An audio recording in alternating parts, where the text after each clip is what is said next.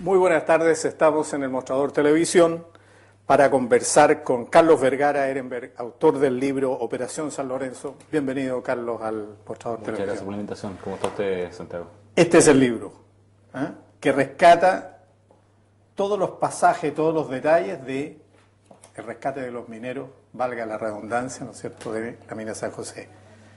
¿Por qué Operación San Lorenzo? Porque fue un nombre que finalmente trató de titularse una parte, solo una parte del rescate con Operación San Lorenzo, pero fue un nombre que terminó por comerse todo el rescate. En el sentido de que había una intención primaria del presidente Piñera de llamarlo Operación Profeta Jonás, la primera parte, que fue un nombre que claramente no prendió ni entre la prensa ni entre los... Malo el nombre, Bueno, eso ya no queda a mi juicio, pero a juicio del público no era un buen nombre, claro. Y luego el ministro de Salud, Jaime Mañalich, propone llamar Operación San Lorenzo a la segunda parte, después del hallazgo de los 33 mineros, para darle un cierto relato a este evento. Y el nombre prendió y terminó por, como te decía, por comerse la operación completa. El libro está muy entretenido, pero una pregunta. Tú dijiste, bueno, cuando tuve la posibilidad de escribirlo, ¿no es cierto? Eso es lo que has dicho. Este libro tenía todo, tenía historia. Lo único que no tenía era final. Claro. Nadie sabía exactamente, pero lo empezaste a escribir prácticamente en el curso, ¿no?, de los acontecimientos. Ahí te aprendió la idea, en fin, que se ve ahí. Y todavía no tiene final, ¿o sí? Yo creo que tú, o sea, por algo... Tiene desenlace. Tiene el desenlace del rescate. Y por eso quisimos cerrarlo ahí. Ya. Quizás por eso también se titula Operación San Lorenzo, porque el rescate termina el minuto que sale Luis Urzúa, el último minero, y ese es el desenlace. Lo que viene después yo creo que ya son... ¿Harina de otro costal? Harina de otro costal, sí.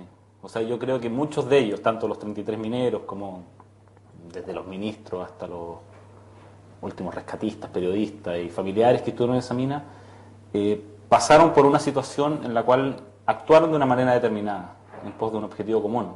Y es muy difícil que se vuelva a repetir eso. O sea, ya cuando después se enjuicia, qué sé yo, que tienen problemas con el alcohol, yo creo que ya no cae el juicio ahí. Como decía Alberto Iturra, el psicólogo de la Asociación Chilena de Seguridad, son un ejemplo, los mineros son un ejemplo de supervivencia, pero no un modelo de vida. Mucha pauta, porque cuando uno lee el libro, uno se da cuenta que hay muchos elementos de improvisación, en fin, que sé yo, los mineros van improvisando, cuando se toma contacto con ellos, en fin.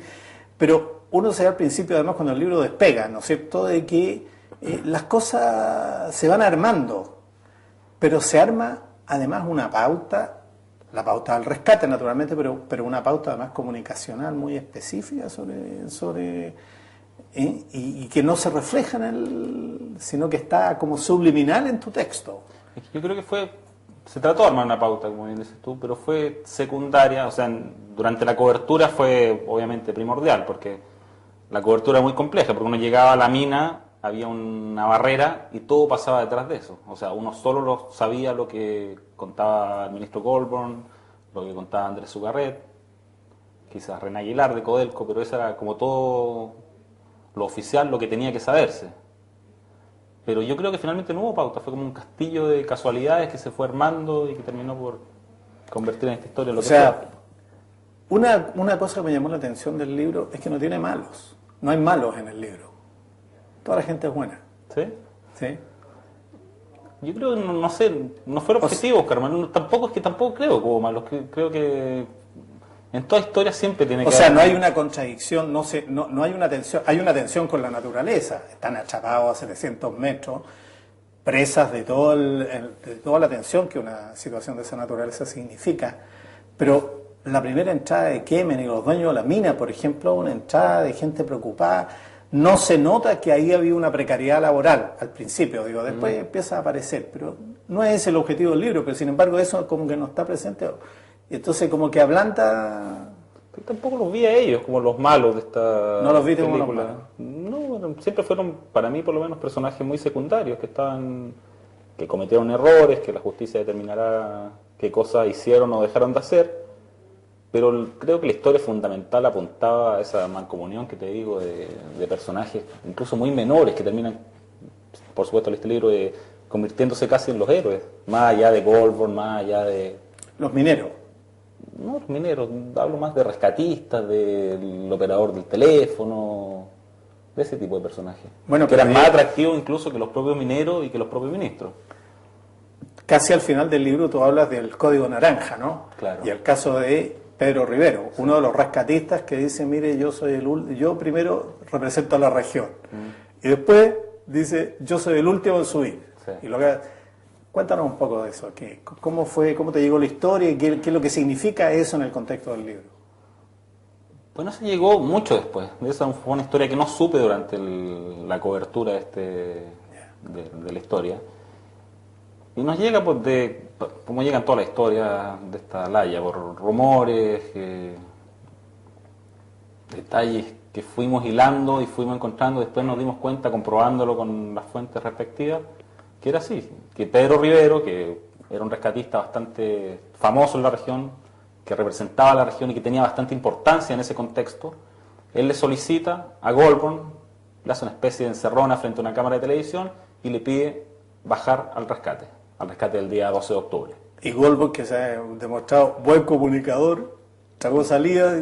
Claro, pese a que no estaba incluido este Pedro Rivero en el grupo original que bajaba. Entonces Pedro baja y una vez adentro se espantan primero los marinos, si bien recuerdo, llaman arriba al jefe de rescatista y le dicen que está haciendo puras tonteras, que está recogiendo piedras, que está dedicándose a otra cosa, que está alterando el ánimo, que en ese minuto era un pelín todavía nervioso.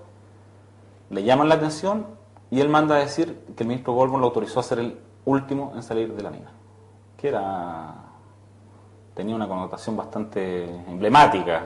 O sea, ser el último en salir era que finalmente fue Manuel González.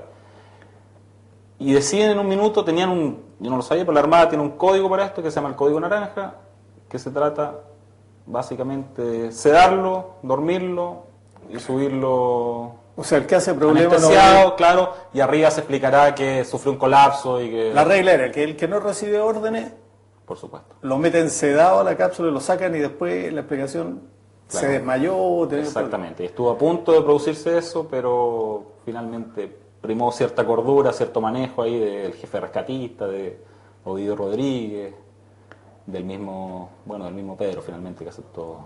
Aceptó porque además hizo declaraciones espectaculares sobre el rescate, en fin, que no se salió del libreto.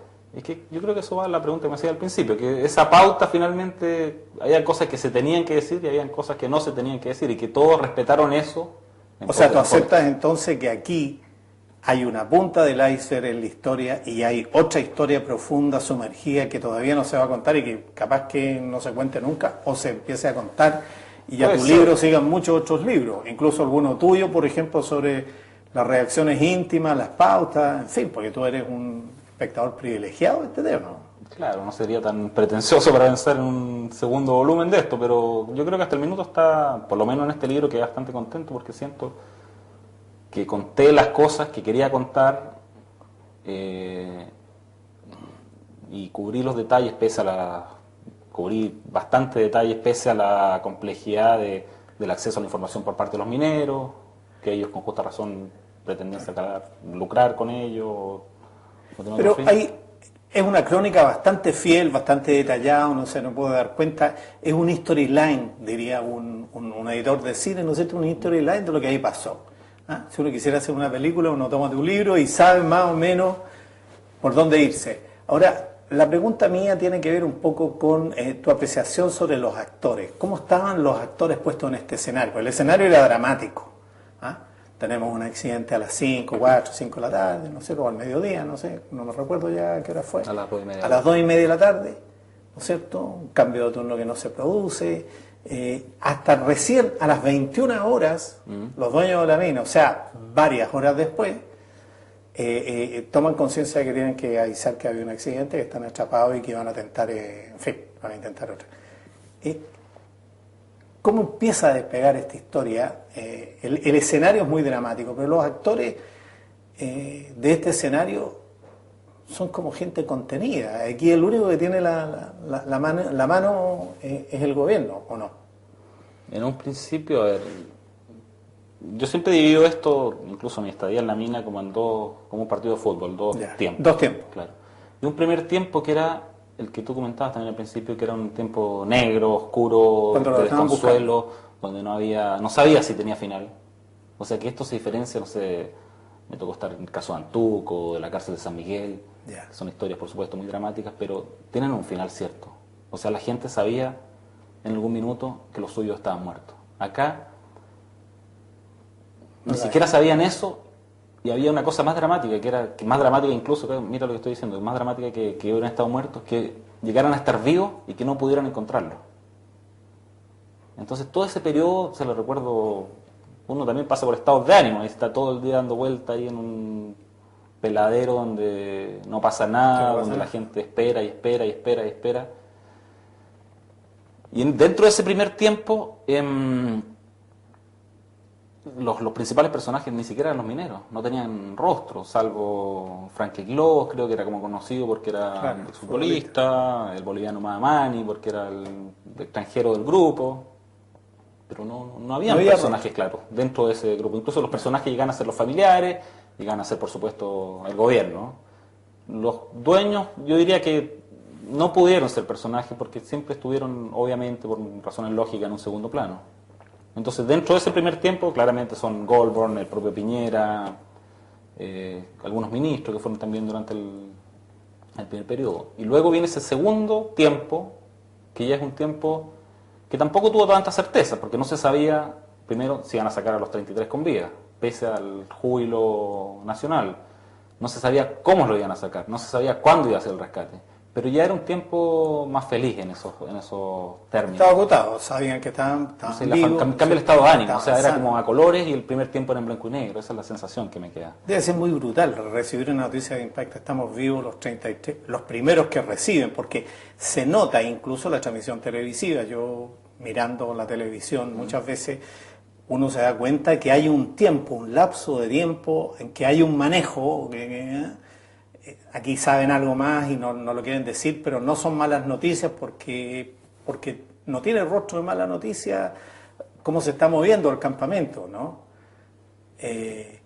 Pero por eso te preguntaba sobre la pauta, porque a partir de ahí para adelante fue bien uniformada la cosa, ¿ah? Llegaron los camiones, llegaron las perforadoras, se hicieron los planes, o sea, fue una operación de ingeniería militar casi, ¿o no? Yo ahí tengo mis dudas, porque... ¿Sí? Sí. Por favor, dinos. Porque... Esa es la idea, tú eres testigo incluso, privilegiado de todo este proceso. O sea, retrocediendo en el tiempo, la máquina que llega atrás era un plan B. O sea, siempre hubo un plan B acá, en todo. Los planes A nunca funcionaron, ni el primer rescate, ni... Era una cosa como un asunto donde nada funcionaba. Y eso es muy buena planificación entonces, porque tener alternativas. Sí. Y eso es mérito absoluto de... ¿De quién? De Codelco, su carrera. De Han apostado siempre por planes B. O sea, es Codelco, es la gran minería chilena estatal la que se pone, y se pone, todo el resto se pone detrás. No sé ser tan patriota con eso, como la gran minería estatal. Yo creo que ¿no? hubo como pequeñas genialidades, o pequeños aciertos, o pequeñas coincidencias, circunstancias, casualidades que se fueron armando. O sea, mismo Sugarreta ha dado entrevistas en las cuales explica que la sonda que llega al taller de los mineros ¿Ya? hace una curva inexplicable, pocos 3-4 metros antes de llegar al taller, y llega por una esquina del taller. O sea, era cosa de 50 centímetros más allá y esa sonda hubiera pasado de largo, como pasó la del día 19. El teléfono, por ejemplo, la comunicación telefónica, tenían una cámara de alta definición, con micrófono de alta fidelidad y todo, y la comunicación se terminó haciendo con un telefonito hechizo pegado ahí con un alambrito. Un maestro. Sí, exactamente. Entonces, fue como todo así, pero estaban, esa era la gracia, que estaban y los dejaron estar. Sí. Y alguien vio eso y determinó, son necesarios, pero de alguna manera. Pero eso es una decisión estratégica fina, nunca se había sacado a gente de 700 metros abajo, no se sabía acomodar exactamente sobre la caja. Por supuesto, no se sabía nada, exactamente. Y entonces es una decisión de seguridad muy grande, de decir, mire, no sé, a ver, y eso solamente alguien muy de línea, muy de punta, ¿no? Entonces en este caso sí, están bien enligados, claro. Y están bien enligados los laudos a Codelco, ¿o no?